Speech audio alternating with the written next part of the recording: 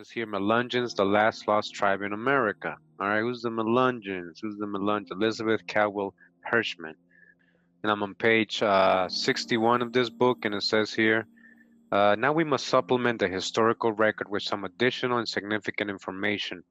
Major Abram Wood was part of a large Sephardic family, which had arrived early in the colonies and by the early 1600s was placed in South Carolina, and by the latter 1600s had also found its way to Maryland. South Carolina was actually a major place where Huguenots, French Huguenots arrived. Moorish, Moriscos, ended up in France.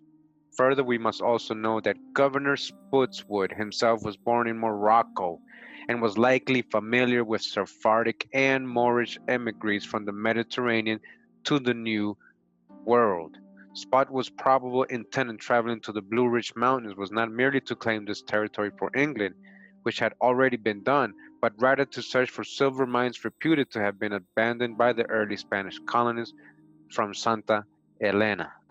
Thickening the matter further is the fact that Germania, colony at which he stopped and took on men and supplies, does not appear to have been settled by ethnic Germans, but rather Sephardic Jews from Holland and Bohemia, who were specifically recruited by Spotswood for their mining and metallurgical expertise. Sephardic Jews from Germania, a colony of Germans, not from Germans, but Sephardic Jews.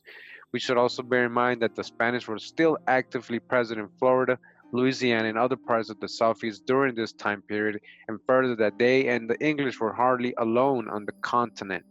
Further down in the book, it says in 1754, 1755, and 1756, the French and Indians attacked colonial settlements in southwestern Virginia near New River, Reed Creek, and Holston River.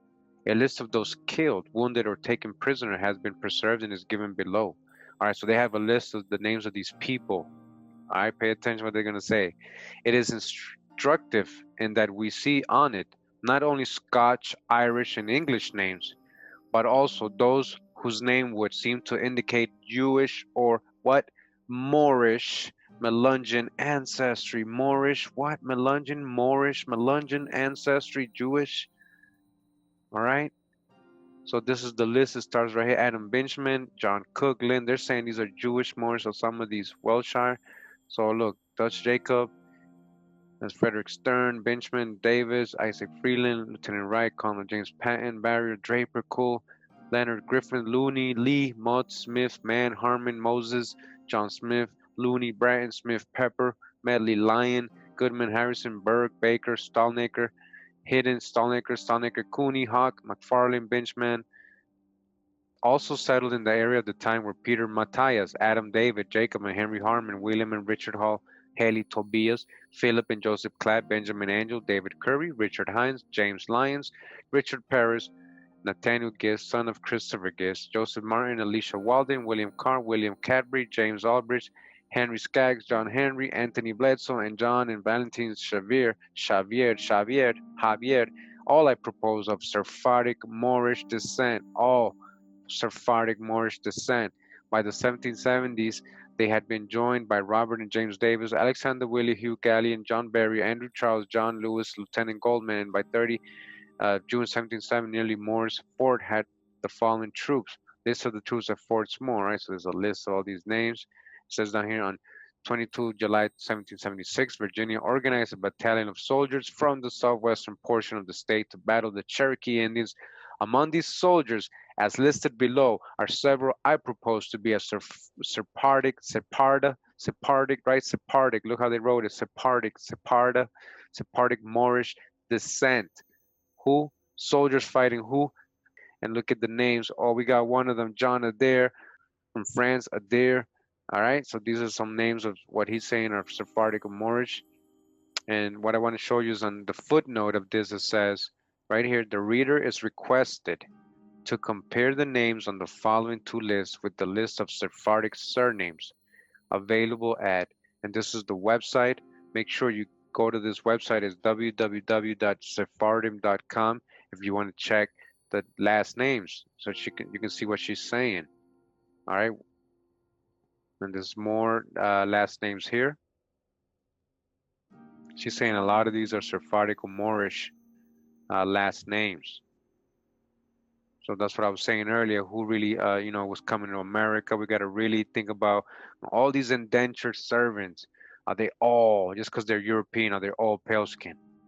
Are they all just what we think of white, pale, Caucasian? No. A lot of these Europeans were Muslims. A lot of these Europeans were Jewish, Sephardic Jews, and all kinds of different people.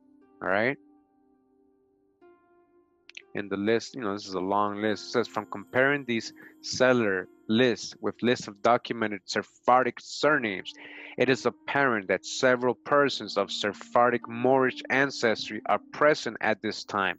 Contemporaneous with these settlers was Daniel Boone. Oh, the famous Daniel Boone. They said he was colored, right? Boone, America's archetypic pioneer. Boone had learned of Kentucky and the Cumberland Gap, leading it to during the French and Indian War. Just want to go to the footnote. It says 14. Remember, it says it is apparent several persons of Sephardic Moorish ancestry are present at this time.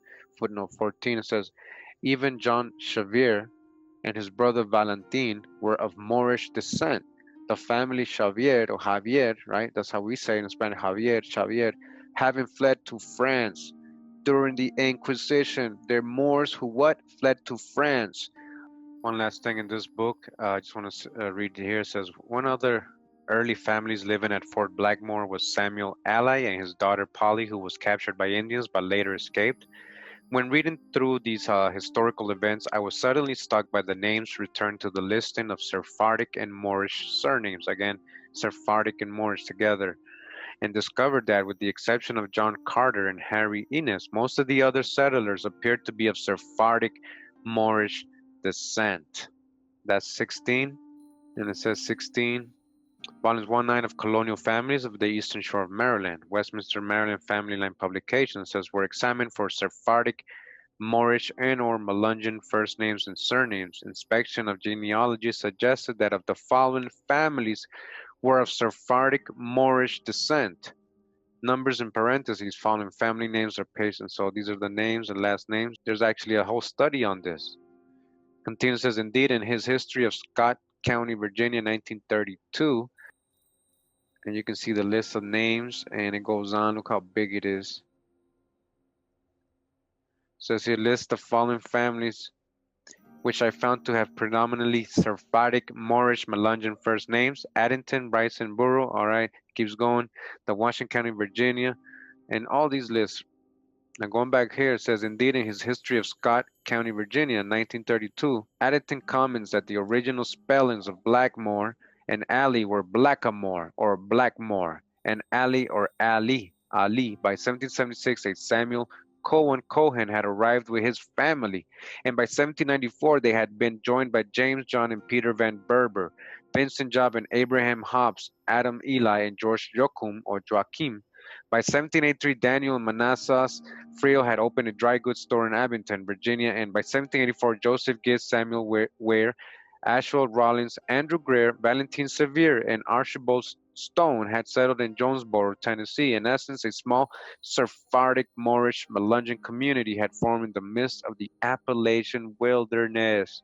Sephardic Moors, Blackamore is Blackmore, Blackamore. All right, just want to correlate it real quick because I found this in this book. Just read a little bit. It's called Appalachian Folkways by John B. Reeder. And it says here, who are the Melungeons? Possible origins of the term Melungeon are interesting yet confusing. The French word mélanger means mixed or blended. The Greek melas means dark or black. The African Portuguese melungo or melango means shipmate. All right, shipmate. The Turkish terms melan and khan, which together sound like Melungeon, translate as damned fool. Several colorful theories surround the Melungeon origins, but the most plausible traces Melungeons to the dark-skinned peoples of North Africa and Iberia, Spain, and Portugal, and possibly Turkey. Brent Kennedy, who is a Melungeon and a contemporary expert on the subject, discovered his own genetic connection to the Mediterranean through a rare illness, erythema nodosum sarcoidosis, that he contracted in 1988. Kennedy's ensuing field and documentary research pointed to Mediterranean Moors, Turks, Berbers, and Iberians, If we accept that Melungeons came from the Mediterranean stock, how did they arrive in Appalachia so early before 1700? Kennedy distills his thoughts.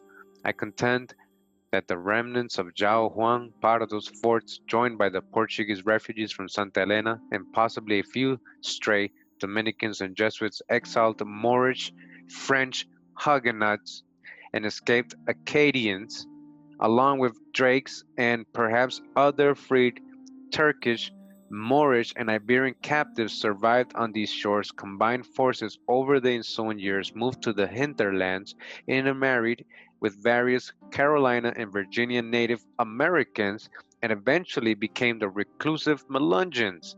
I as strongly contend that the Turkish Moorish element was, at least in the beginning, the predominant one, explaining why the probable Turkish self-descriptive term Melungeon came to be associated with various populations regardless of their location. All right. So remember that we learned that it's possibly that Abraham Lincoln's mom, who was very dark skinned, and him himself, who was dark skinned, right? She might have been Melungeon. We learned that, right?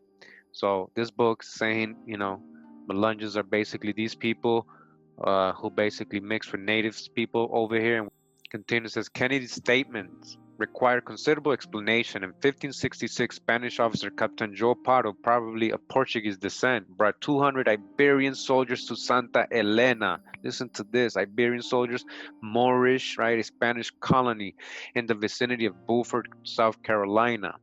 Pardo sent groups of soldier settlers into the interior to build 4 or 5 forts in the northern Georgia, western North Carolina, and eastern Tennessee. Kennedy believes that the Pardo forts and the established settlement at Santa Elena formed some of the more plausible entry points for the first Melungeons. A second source for entry is assigned to Sir Francis Drake, who in 1586 captured about 500 Moors, Turks, some South American Indians, and a few Iberian soldiers. It is said that Drake may have deposited this human cargo on the North Carolina coast of Roanoke Island, Roanoke Moor, Roanoke. Are they really dropping some Moors there at Francis Drake? Is that what's going on? The site of the English settlement known as the Lost Colony.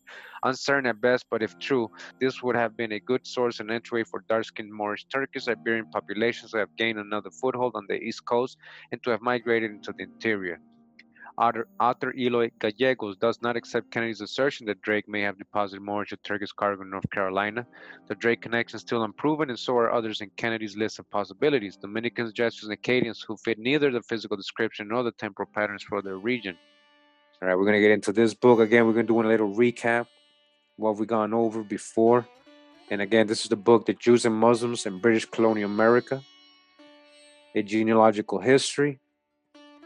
Says, in this work, we present a series of colonial documents, a contemporary first-hand accounts, records, portraits, family genealogies, and ethnic DNA tests, results which fundamentally challenge the national storyline, depicting America's first settlers as white, all right, as white and British or Christian. We postulate that many of the initial colonists were actually of Sephardic, Jewish, and Muslim Moorish ancestry, all right? Usually arriving as crypto-Jews with their religious adherents disguised, and crypto-Muslims Moors, right? Moors. These immigrants served in prominent, right, economic, political, financial, social positions in all of the original colonies, all right? Very important. Original founders, the founding fathers, all right? I'm talking about original founders. The evidence in support of this radical new narrative. This is a radical narrative, right? Radical. More radical than being from Africa. How radical is this narrative, really? But we'll call it a radical narrative if it helps people sleep at night. It begins with an examination of the British colonial companies organized in England to bring settlers to North America and exploit the natural riches believed to be there. Of course, both Spain and France had already made forays into North America, found in St. Augustine and exploring parts of the coastline as far north as Newfoundland, though their activities as foreign powers are given short shrift in our Anglo-centric version of the birth of America. What is even less frequently mentioned regarding the Spanish and French settlements and voyages is that many of the colonists and sailors were Sephardic Jewish and Muslim Moorish descent. They forgot to mention this to us in school, guys, when we were growing up. Several of those aboard Christopher Columbus' first voyage in 1492, and famously even Columbus Colon himself, were of Jewish ancestry. Right? He was a Portuguese Sephardi. The Portuguese Sephardi Jews were very dark complexion, remember? They were Jews or crypto Jews. Moving on, it says we document that Spain's loss was Britain's gain. Beginning with the initial planning, organization, and promotion of the first British colonial efforts, Sephardic Jews and Muslim Moors were present as navigators, all right? Ship captains, sailors, metallurgists, cartographers, financiers, and colonists. Among these, we find Joaquim Gans, Simon Ferdinando, Walter Raleigh, John Hawkins, Humphrey Gilbert, Richard Hackley, Sr. and Jr., Francis Drake, Martin Frobisher, and Abraham Ortelius. The first and second British colonies in North America, Virginia and Massachusetts, were provisioned, funded, and peopled by persons of Sephardic, Jewish, and Muslim Moorish descent. I'll repeat once again. The first and second British colonies in North America, Virginia, Massachusetts, were provisioned, funded, and peopled by persons of Sephardic, Jewish, and Muslim Moorish descent. They lied to us completely. You guys gotta break the spell. Break the spell right now, like straight up, like boom. Straight up, they're telling you right here. They're not really telling you like that, how I'm telling you, but they're telling you. Break the spell. Current genealogical studies of the Appalachian descendants of these early colonists demonstrate that they carried DNA haplotypes, male or female lineages, and genes from Sephardic, Ottoman, and North African founders. Further, these early North American colonists often bore straightforwardly Jewish and Muslim surnames. Attested are Ali, Alif, Saracen, Moises, Bagshel, Hagara, Okosan, and even Saladin. Indeed, given the patently non-Christian backgrounds of so many settlers up and down the Atlantic coastline of the American colonies, it becomes difficult to ignore the significant declarations of religious tolerance inscribed in the U.S. Constitution. It's a reason for everything in history. It's just the narrative that changed. When they told us the story, they changed the story a little bit. Why would people fight for freedom of religion? What type of people? And from whom? Who's persecuting them and why? It says here, even in partially New York, founded by the Dutch, as New Amsterdam was heavily peopled by Sephardic Jews and Muslim Moors. A lot of them came from Holland that had been living in Brazil. They had to go back to Holland because the Catholics came back. And then from Holland, they had to go to New York. So as the presence of persons from these ethnic affiliations on the governing boards of the Dutch West and East India companies continues, as they included Jonathan Cohen or Cohen, right? These are the West Indian companies and East India Company. And Cornelius Spielman, another classic Jewish name. Other New Amsterdam and later New York residents were Jacob Abrahamson and Dennis Isaacson. We present contemporaneous testimony suggesting that even the leading Knickerbocker families of New York colony, the Van Cortlands, Phillips and Van Rieselens, Delano's, and the Lanceys, were of Sephardic ancestry. This fresh look at colonial American genealogies and settler lists presents for the first time in one source the Spanish, Hebrew, Arabic, and Jewish origins and meaning of more than 5,000 surnames, the vast majority of them widely assumed before to be sturdy British family names of ancient bearing. Many of our name etymologies plainly contradict the standard reference work. In addition to Jewish genealogies, we have made an effort to bring to life some of the forgotten women who shaped the colonial American experience. These include the ancient mother of European royalty, the Occitan Jewish Queen Ita, which is Charlemagne's great-great-great-grandmother, Mary Lago, who was actually a Sephardic Jewish mother. She was a black person, yes. Mother of the Quakers, so-called colored person. Mother of the Quakers, founder George Fox. and Malaya Cooper, the Jewish mulatto wife of Daniel Boone's guide, whose Hebrew name is the same as one of President Barack Obama's daughters. Some of their stories will surprise readers, running counter to traditional historical accounts. Few people realize that one of the Salem witches mounted a legal defense using the family's professional connections and wealth. Sarah Town, Chloe's or Clay's, fought her accusers and lived to become a founder of the town of Framingham, Massachusetts, all right? A so-called black person. The mother of Patrick Henry, according to diarist William Byrd, was a handsome woman of the family of Esau, whose first husband in Aberdeen, Scotland, was of the family of Saracens. The Cherokee beloved woman Nancy Ward bore an Arabic name. One of the sub-themes of the present study is the interaction between immigrants and American Indians. All right? Big one. Readers will find Cherokee Creek Choctaw and other genealogies that reflect intermarriage between Jews or Muslims and American native inhabitants, believed in the thinking of the day to be Abraham's children. All right? So why would they marry American Indians? And because they believed them to be Abraham's children, the lost tribes is what I'm trying to explain to you. Besides recruiting the fellow British Caribbeans, the Lord's proprietor also sought out Huguenots. Who's the Huguenots? All right, you gotta say Huguenot, Huguenot, Kurimeo, not Huguenot, Huguenots. All right, let's go. As settlers due to one may surmise to their Sephardic Morisco affinity and enmity towards Spain. The colonial power to the south. Pamphlets were distributed in French to Huguenot refugee communities in Ireland. Louis the 14th repealed the Edict of Nantes in 1685, which had provided religious freedom to non-Catholics in France. Thousands of Huguenots fled France. 1500s of them made their way to South Carolina. South Carolina. Edgar reports that prominent surnames among these colonists were Banu, the Davidic good name, Forties, the Saussure, Devaux, Debus, Foret, De Silva, Gaylord, Glendron, Gerard, Horry, Moroccan, Huger, Lawrence, Lagari, Manigault, Marion, Payre, Porcher, Tricolo, Ravenel, Simons, and Timothy. Again, several are identifiable as Sephardic Morisco. Sephardic Morisco. In 1764, an additional 300 Huguenot settlers arrived in hopes of developing the silk and wine industry. The same two Sephardic Moorish dominated industries attempted in the Virginia colony. All right, so if the Huguenots know how to do this, then what are they? If they're doing things that Sephardic Moorish people do.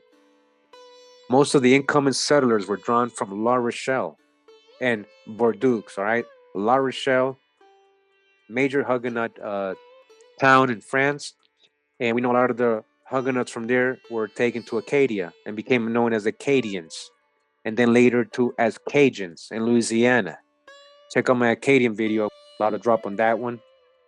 Early in the 1720s, Purrisburg, on the left bank of the Savannah River, had been settled by around 800 French-Swiss settlers, which we have argued elsewhere were primarily Jewish and crypto-Jewish ancestry. Crypto Jews. Black